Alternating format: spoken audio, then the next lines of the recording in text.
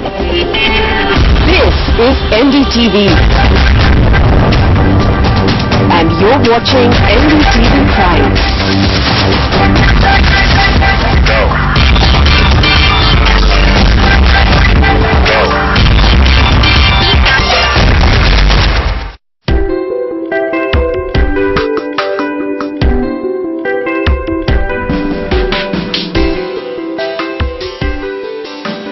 Hello and welcome.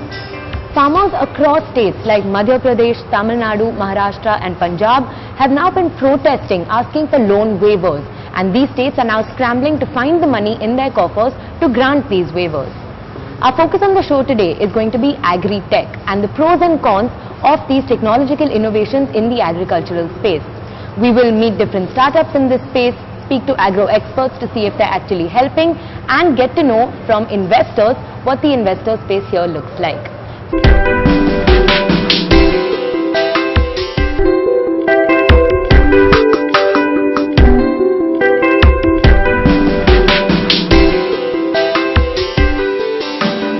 Welcome back.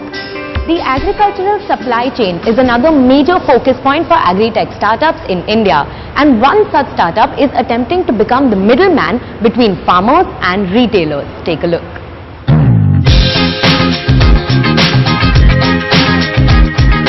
From farmer to sabji mandi to kirana store to our kitchens, this age-old link has been the basis of India's agricultural supply chain for decades. And now, with new agri-tech kids on the block, several startup founders are attempting to disrupt this route, such as 37-year-old IIT engineer Varun Khurana and 40-year-old Prashant Jain, who has worked in the FMCG retail sector for 16 years. 1 year ago, the duo founded the Delhi-based startup Crofarm, whose app is attempting to take fruit and vegetable produce directly from the source to the selling point. At one end of it, you have the farmers who are, producing and, all that produce. And then at the other end of the spectrum, we have what we call the consumption points, which are either retail or it is horeca, which is like, the people who make, dishes out of the raw produce. And then there's the food processing industry, which is, who think of it like Lay's chips, right? So they manufacture that from raw potatoes.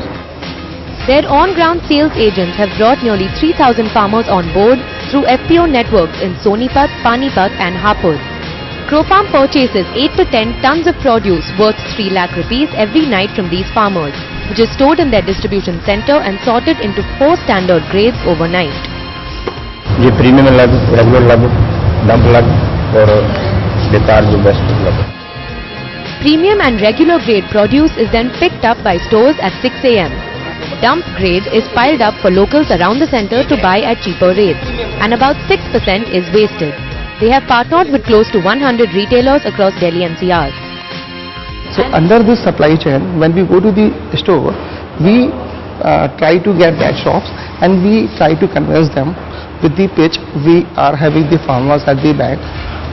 Crofarm's commission ranges depending on produce. For potatoes or onions, which are less perishable, their revenue margin is 5%. For green vegetables, it's up to 15%, and for fruits and exotics, 20 to 25%. Despite trying to cut out the sabji mandi middleman, their prices on both sides are still dependent on these markets. A farmer would ask me, look, I get so much from the mandi, why should I sell it to you? Right? That's a very natural question. Same from a retailer standpoint. A retailer would say, look, typically, a Gurgaon-based retailer would say, look, I buy my produce from Khansa Mandi, why should I buy it from you? Right? So fundamentally what we realize is that, look, from a pricing standpoint, we have to coexist with the mandi for a long time, right? And our prices move accordingly. So we benchmark our prices on the various mandis.